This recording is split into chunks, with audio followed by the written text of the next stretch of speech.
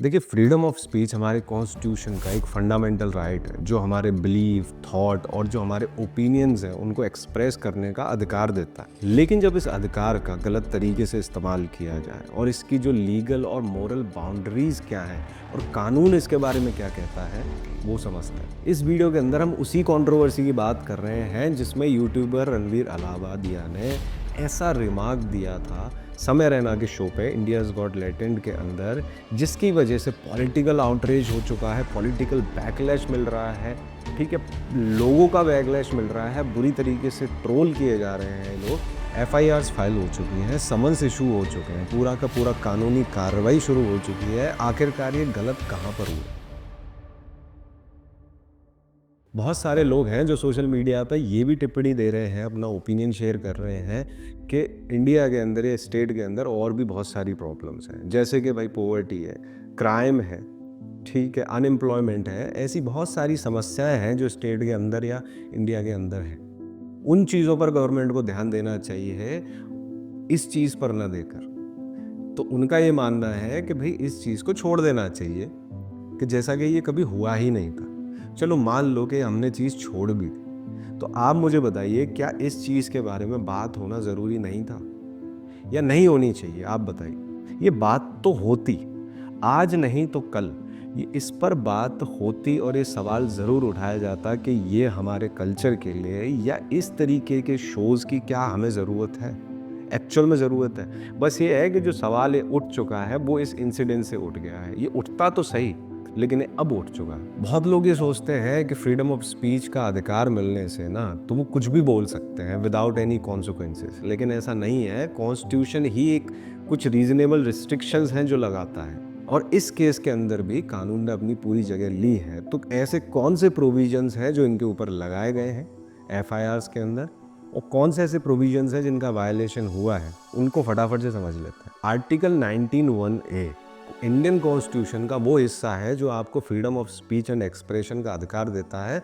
कि भाई जो आपके मन में आए, जो आपका ओपिनियन हो, जो आपके बिलीव्स हो, वो आपको बोलने चाहिए। आपके पास पूरा अधिकार है। लेकिन आर्टिकल 19(2) के अंदर कुछ रीजनेबल रिस्ट्रिक्शंस भी हैं जो पब्लिक ऑर्डर, मोरालिटी और डिसेंसी जैसे एस्पेक्ट्स को प्रोटेक्ट करने के लिए डाले गए। अब मोरालिटी और डिसेंसी की बात करी जाए तो रणवीर के क्वेश्चन के अंदर ये दोनों ही एस्पेक्ट्स की कमी थी। देखो, गाली गलौज करना एक अलग बात है, भाषाओं का हिस्सा है, लेकिन मुझे नहीं लगता कि कोई भी भाषा इस तरीके के सवाल को या कोई भी कल्चर अलाउ करता होगा। जब भारती जैसे कलाकार इस शो में आए तब मुझे बड़ी तकलीफ हुई कि भाई क्या ज़रूरत पड़ गई आपको इस शो के अंदर आने की। इस शो को आप कितना ही डिफेंड कर लो कि नहीं नहीं भाई बहुत बढ़िया है, बहुत सही है, लेकिन अंदर ही अंदर आपको भी पता है कि कुछ चीज़ें ठीक नहीं है, कुछ चीज़ें गलत हैं। किसी भी पार्ट पर, किसी भी लेवल पर कहीं हंसी नहीं आती है इस शो के अंदर। दिल खोल के हमेशा मैं जाकिर खान या अभिषेक के जोक्स पे ही हंसा हूँ। इतने क्लीन जोक्स होते हैं और हंसी एक्चुअली में आती ही उन्हीं पे। अगर शायद कोई और पूछता या समय पूछता जिसकी इमेज ही कुछ इस तरीके की है,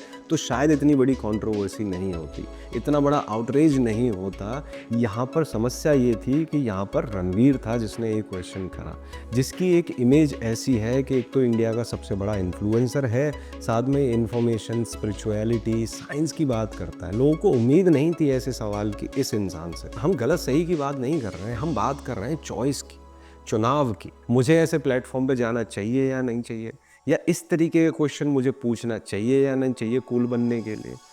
ये है चॉइस कि भाई मुझे बोलना है नहीं बोलना है, जाना है नहीं जाना है, but he choose that way. अब इन सब चीज़ों के कॉन्सिक्वेंसेस तो होंगे ही, जैसे कि कंप्लेंट रजिस्टर होना। इस केस के अंदर जो प्रोविजंस लागू किए गए हैं उनका एक छोटा सा ओवरव्यू समझ लेते हैं फटाफट से। सेक्शन 79 ऑफ BNS क्रिमिनलाइज करता है उस एक्ट को जो वुमेन की मॉडेस्टी को इंसल्ट करते हैं। This include sounds, gesture, words या कोई भी ऑब्जेक्ट जो वुमेन को इंसल्ट करे। और इसके अंदर सज़ा होती है भैया सिंपल इम्प्रिजनमेंट की, लेकिन वो 3 साल तक जाती है, एंड इसमें फाइन है और नहीं है।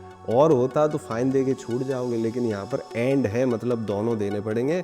आपको सज़ा भी लेनी पड़ेगी और फाइन भी देना पड़ेगा। सेक्शन 95 ऑफ BNS भी कई सारे ऐसे क्राइम से डील करता है जो वुमेन्स के अगेंस्ट और चिल्ड्रंस के अगेंस्ट किए जाते हैं। इसकी सज़ा 3 साल से कम नहीं है और ये 10 साल तक जाती है, और साथ में फाइन भी है। सेक्शन 294 ऑफ BNS की बात करी जाए तो कोई भी सेल करना, डिस्ट्रीब्यूट करना या सर्कुलेट करना कोई भी ऑब्सीन मटेरियल को, इलेक्ट्रॉनिक फॉर्म में भी उसको ये पनिश करता है। ये सेक्शन एम करता है कि पब्लिक मोरालिटी को प्रोटेक्ट करा जा सके, और अगर इसमें पहली बार कन्विक्शन हो जाता है तो सजा जाती है 2 साल तक की प्लस फाइन, और अगर दूसरी बार कन्विक्शन हो जाए, उसमें सेकंड सब्सिक्वेंट कन्विक्शन हो जाए, तो भाई साहब सजा जाती है 5 साल तक की प्लस फाइन।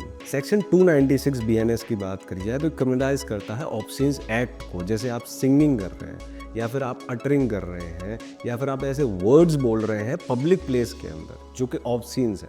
तो ये जो है पनिशमेंट करता है आपकी 3 महीने तक की, प्लस इसमें फाइन है। सेक्शन 67 ऑफ आईटी एक्ट 2000 भी उन चीज़ों को क्रिमिनलाइज करता है या पनिश करता है जिसमें कोई भी ऑब्सीज कंटेंट को आप ट्रांसमिट करते हैं या पब्लिश करते हैं electronically. Section 4 and 6 of indecent represented of women provision act 1986 obscene represented of women को प्रोहिबिट करता है। इसके साथ ही सिनेमेटोग्राफी एक्ट 1952 के सेक्शंस भी लगे हैं, जैसे कि सेक्शन 4 एंड 7। अब हम इतने सारे ये सेक्शंस देख रहे हैं तो इससे ये क्लियर हो जाता है कि कुछ स्पीचेस एक्चुअल में रिस्ट्रिक्टेड होती हैं, लीगली रिस्ट्रिक्ट किया गया है उन स्पीचेस को, स्पेशली जब वो ऑब्सैनिटी और इंडिसेंसी प्रमोट करती हैं। गवर्नमेंट के पास पूरी पावर होती है कि जब भी इन प्रोविजंस का वायलेशन होगा तो वो प्रॉपर जो है एक्शन ले सकती है, जैसा कि हमने इस केस में भी देखा। लेकिन ये एक्शन जो है नेताओं पे और लोगों पर भी होने चाहिए जब भी वो ऐसे प्रोविजंस का वायलेट करते हैं। लीगैलिटी से हटकर एक बात करी जाए, कंटेंट क्रिएशन एक मोरल रिस्पॉन्सिबिलिटी भी है। सोशल मीडिया इन्फ्लुएंसर्स के पास एक बहुत बड़ा ऑडियंस होता है, और इनके जो ये वर्ड्स हैं ना, मिलियंस ऑफ पीपल को इम्पैक्ट करते हैं। ह्यूमर और सटायर 100% हमारे फ्रीडम ऑफ स्पीच का एक पार्ट है, लेकिन एक फाइन लाइन होती है कॉमेडी और ऑफेंसिव कंटेंट के बीच में। ये कंट्रोवर्सी एक बहुत बड़ा सवाल उठाती है कि क्या हमें डिजिटल कंटेंट के लिए और भी ज़्यादा स्ट्रिक्ट रेगुलेशंस चाहिए? क्या सोशल मीडिया प्लेटफॉर्म्स को और भी ज़्यादा स्ट्रिक्ट गाइडलाइंस फॉलो करनी चाहिए? कुछ लोग मानते हैं कि सेंसरशिप एक बहुत ही डेंजरस टूल हो सकता है, लेकिन कुछ लोग ये भी मानते हैं कि अनचेक्ड कंटेंट जो होता है ना, वो सोसाइटी के लिए बहुत डेंजरस हो सकता है। सबसे इंटरेस्टिंग बात पता है आपको क्या? ये पहली बार नहीं हुआ है कि कंटेंट क्रिएटर्स जो है लीगल ट्रबल में आए हैं। पहले भी कई सारे पब्लिक फिगर्स हैं जो इस तरीके के लीगल ट्रबल्स जो है फेस कर चुके हैं। तो ये चीज़ ये बताती है कि फ्रीडम ऑफ स्पीच आपको अधिकार तो देता है, बट साथ में कुछ अकाउंटेबिलिटी भी देता है जो आपको फॉलो करनी पड़ेंगी और करनी चाहिए। नहीं तो आज का जो टाइम है ना सोशल मीडिया का, ये जितना जल्दी आपको ऊपर पहुंचाता है ना, उतना ही जल्दी आपको लात मार के नीचे गिरा देता है। आपका क्या कहना है इस मुद्दे पर? ज़रूर से बताइएगा। क्या गाइडलाइंस स्ट्रिक्ट होनी चाहिए, या कोई भी ओपिनियन आपका जो भी है वो कमेंट में ज़रूर बताइएगा। बाकी वीडियो अच्छी लगी हो तो भैया सब्सक्राइब कर दीजिएगा, लाइक कर दीजिएगा और शेयर कर दीजिएगा। मिलेंगे अपन नेक्स्ट वीडियो में। जय हिंद।